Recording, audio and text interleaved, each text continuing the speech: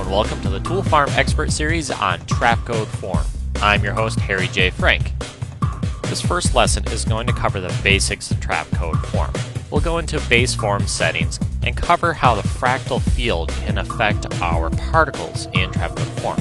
We'll discover how to flow this fractal field over time, change our particle color, and then change the shape of our form using something called the spherical field. So first, let's create a new solid. We'll call this form, and apply Trapcode Form to the solid. Let's also create a camera for our scene. I'm going to use a 35mm preset. Now if I select the form layer, we can see all of the settings that we've got available to us in Trapcode Form. And I'm not going to lie to you, there's a lot of them. But let's keep focused and work on this basic fractal shape. Now I'm using the Orbit Camera tool, and if I rotate around, we can see that we've got 3 boxes in Z. Now if I go to my base form settings, we can see that I've got particles in Z set to 3. If I set this to 2, we'll see 2 boxes, and if I set this to 1, we'll see 1. Now the size in X, Y, and Z are pretty straightforward. If I turn up the size in X or Y, these will get bigger or smaller depending on how I set them. If I adjust the size Z with only one set of particles in Z, we won't see any effect. We need to have at least 2 particles in Z for this size Z to have any effect. I'm going to stick with 2 particles in Z for this basic fractal shape. Now let's rotate around and close up this base form, and let's go down to this fractal field. Now the fractal field is something that you can kind of think of like the standard After Effects fractal noise plugin. It's an evolving fractal noise shape based on some very complex stuff that many of us really don't have any grasp of whatsoever, but we just know that it's sort of this noisy shape that happens through some sort of mathematical process. Now, in Trapcode Form, this is sort of like that fractal noise I just showed you, but it's actually in 4 dimensions. So not only do we have this in X and Y, but we have it in Z when you have it evolving over time.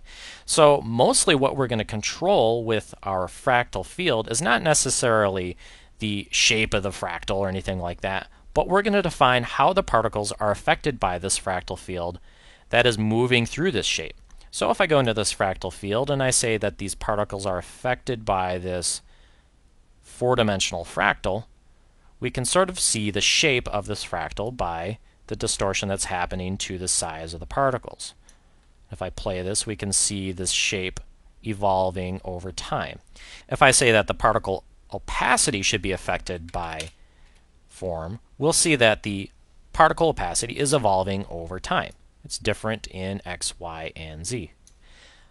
However, what really gets interesting is when we have the particle X, Y, and Z position, or its displacement change over time.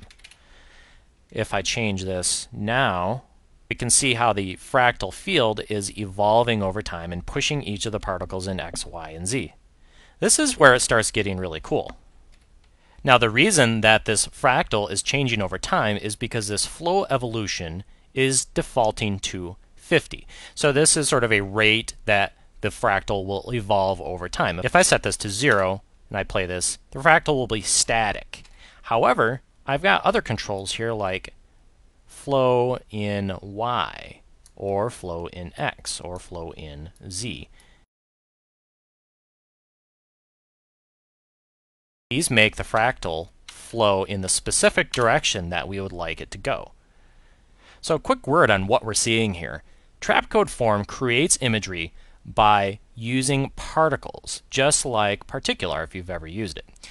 These particle types are defined over here. These could be a standard sphere or a glow sphere or cloudlet or even custom particles.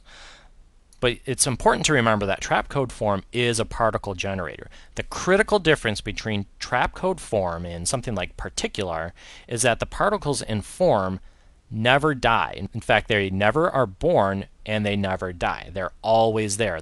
These particles that make up the Trapcode Form shape are always there. So when we see this image here that is starting to look pretty good, but it looks kind of like, well, just a bunch of dots. So let's smooth this image out by creating more particles in the x and y axis. So I'm going to turn this up to maybe 200 particles in x. Now notice it's smoother in x. We have these more finely defined lines that go across here. But in the y-axis, it's still a little steppy. So let's turn this up even more until we get a smooth shape. It's starting to get there. Let's set this to 300.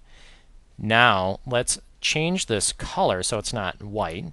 Let's make it kind of a nice orange. Looks just fine. Now notice what's happening with the particle interaction. We have these nice color highlights happening where the particles intersect, and that is because the transfer mode defaults to add. We can set it to something else like normal, which is going to look pretty flat. Let's leave it on add. Now if we play this, this is still flowing in the negative x direction using this fractal field that is affecting the displacement of each of the particles that trapcode form is generating. Now let's affect this shape just a little bit more. If I close up this fractal field and the base form and the particle settings, we have this spherical field that we have control of. In fact, there are two settings in here called Sphere 1 and Sphere 2. What these are spherical areas of displacement that we can define. This is, again, very similar to particular if you've ever used it. What I'm going to do is turn up the strength to 100 and turn the radius up to 200. Now what we've got is a spherical area that will displace the particles if this strength is set to a positive number. Now I can visualize this a little bit better by clicking this box that says Visualize Field. This will create a red area for this displacement area. So if I move this spherical field over to the left, we'll see that we've got this spherical area now that is pushing the particles out of the way. If I set this strength to a negative value, the sphere will turn blue, and you'll notice that the particles are being attracted to this area. So if I set this strength back to 100, I can adjust this spherical shape to push all these particles out of the way. So what I need to do is push this a little bit in the z-axis, and I'll go in and I'll change this base form shape so that the size in z isn't quite as large. Now I can also move the center of the base form around, like so. And what you need to understand is that this base form up here at the top is way upstream from all the distortion and displacement that is happening to it. So as we move the base form, that base shape is then being affected by the fractal field, which is then being affected by the spherical field. You really should think of this as sort of a top-down calculation, because the base form is always calculated first and then everything kind of happens after that. So let's turn this Visualize Field off and take a look at what we've got here. We've got a nice flowing fractal field with a little bit of notch pushed out of the way for, well, whatever you want. Text, logo, you name it. Now, let me point out one very brilliant thing that was added to trapcode form. If we go into the fractal field here, we have got this option here to select flow loop. What's going to happen is that this cycling evolution in our fractal field that's affecting our particle displacement in this case is now going to loop, and it's going to loop in the time that we specify right here in the loop time. So over the course of 5 seconds now in this composition, this fractal is going to seamlessly loop. And I think very few of us are ever going to really appreciate how complicated this was to achieve, but what I can say is that it's a very, very cool feature. For us to be able to make seamless loops with fractal field distortion is pretty amazing.